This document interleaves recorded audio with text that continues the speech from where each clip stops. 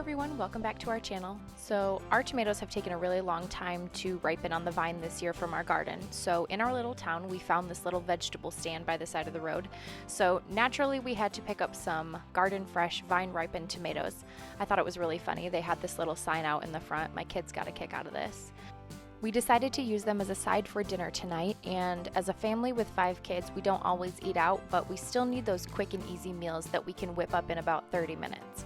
So I decided to make some homemade macaroni tonight and use the tomatoes as a side for that. And I thought I would share the recipe with you guys as well. So naturally, with all things noodles, you need to start with a pot of water. Please don't mind the construction in our kitchen. You will see that right above the stove. We have plumbing for a pot filler. I am so excited for that. As I wait for the water to come to a boil, I like to prep all of my ingredients. This is the cheese that I use. It's a sharp cheddar. We really like strong cheesy flavor, so I recommend doing something sharp, but you can certainly do something more mild as well. This particular brick is about 8 ounces of cheese, but ultimately you want about 2 cups of shredded cheese, give or take. I really recommend shredding your own cheese fresh. The pre-shredded stuff from the store usually has something like cornstarch or other ingredients on it so the cheese won't stick together, and I find those extra ingredients kind of interfere with the creaminess of the sauce.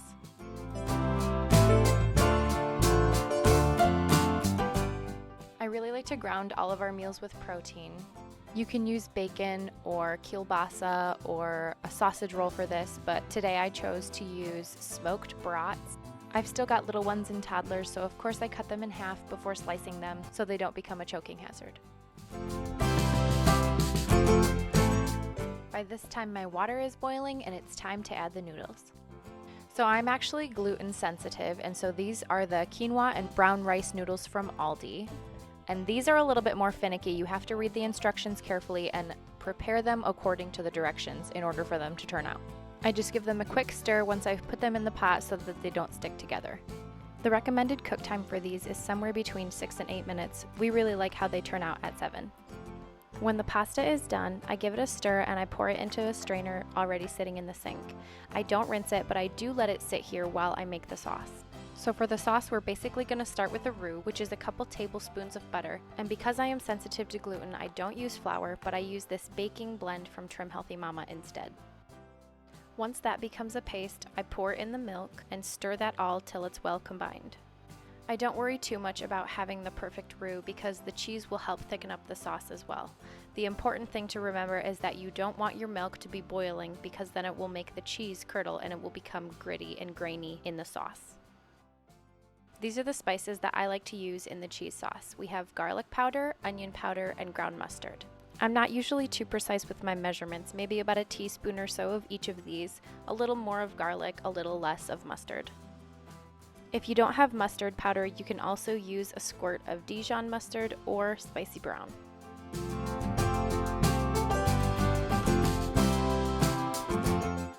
There are always little fingers sitting around eagerly waiting to snatch delicious ingredients from the counter. At any rate, this is where I add the protein. You can see it becomes cheesier and creamier with each addition to the pot. I make the sauce in the pot using the residual heat from the stove. But before adding the noodles, I turn it back up to medium and give the noodles a quick stir in case they're sticking together before I dump them in the pot. Remember when I talked about liking the noodles cooked at the 7-minute mark? This is where we like them because then they're not too hard and crunchy, and yet they are still strong enough that I can stir them with a spoon and they won't break. Now this is where the magic really happens. Between the heat from the stove and any leftover starchy water on the noodles, the sauce really becomes thick and creamy when you stir it all together.